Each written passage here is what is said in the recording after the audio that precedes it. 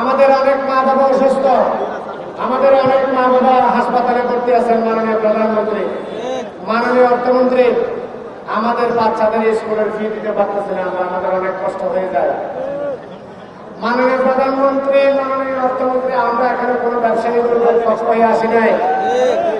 আমরা এসেছি আমাদের চাকরি, আমাদের হারানো গৌরব ফিরে পাওয়ার জন্য, অধিকার আদায়ের জন্য। মাননীয় প্রধানমন্ত্রী, আমাদের এখানে আমরা 10 বছর, 20 বছর, 15 বছর ধরে আমরা চাকরিতে আছি। মাননীয় প্রধানমন্ত্রী, আমাদের অনেক এক্সিকিউটিভ আছেন মাননীয় প্রধানমন্ত্রী, যারা বাংলাদেশের বিভিন্ন ব্যাংকের এমডি হওয়ার যোগ্যতা রাখেন। মাননীয় প্রধানমন্ত্রী, শুধু তারা জমাত শিবির না করার কারণে মাননীয় প্রধানমন্ত্রী, দিতে আমরাও স্বীকৃতি জানানোর কারণে মাননীয় প্রধানমন্ত্রী আমাদেরকে অবৈধভাবে টার্মিনেশন করেছে। মাননীয় প্রধানমন্ত্রী, সুতরাং আপনার আসল হস্তক্ষেপ কামনা করছি। মাননীয় প্রধানমন্ত্রী, অনতি বিলম্বে মাননীয় প্রধানমন্ত্রী, আমরা আমাদের চাকরি ফেরত চাই। আমরা আমাদের মা বাবার আমার চিকিৎসার ব্যবস্থা করতে চাই। আমরা অতি শীঘ্রই আমাদের বাচ্চাদেরকে ভালো স্কুলে পড়াতে চাই, যাতে তারা ভবিষ্যতের দেশ গঠনকারী হিসেবে দেশের অবদান রাখতে পারে, সামাজিক উন্নয়নের অবদান রাখতে পারে, অর্থনৈতিক অবদান রাখতে পারে। এবং আমরা আজকে বলতে চাই, আগামী 15 দিনের মধ্যে যদি আমাদের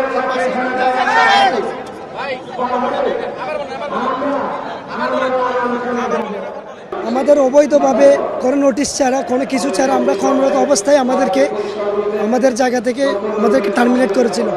অবৈধভাবে মববাজি করে আমাদের 5 আগস্টের পর আমাদের সরাসরিভাবে কোনো লিগ্যালভাবে আমাদেরকে আমাদের টার্মিনেট করেছে, যার কোনো ভিত্তি নেই, যার কোনো যুক্তি নেই। 5 আগস্ট পট পরিবর্তনের পর থেকে আমাদের উপর বর্তমান অবৈধ ম্যানেজমেন্ট আমাদের উপর স্টিম রোলার চালিয়ে যাচ্ছে। আমার কর্মস্থল ছিল 5 আগস্টের পূর্বদিন পর্যন্ত চট্টগ্রামের রাউজান শাখায়। শুধুমাত্র রাজনৈতিক রোষানলের শিকার করে আমাকে 5 আগস্টের পরে 12 আগস্ট বদলি করা হয় বাগেরহাটের মোরেলগঞ্জে।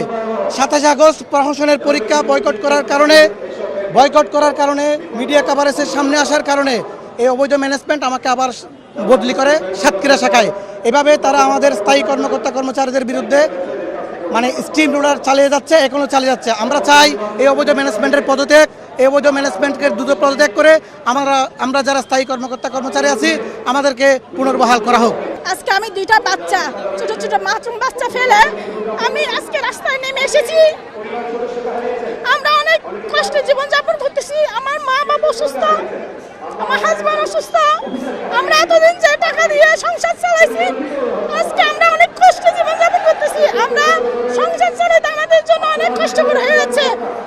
আমরা চাই আমাদের চাকরি আমাদের ফিরিয়ে দেন, আমাদের অধিকার আমাদের ফিরিয়ে দেন। আমরা আর চাই না এই রাস্তায় নেমে সংগ্রাম করতে চাই না। আমাদের অধিকার আমাদের ফিরিয়ে দেন, আমাদের চাকরি আমাদের ফিরিয়ে দেন।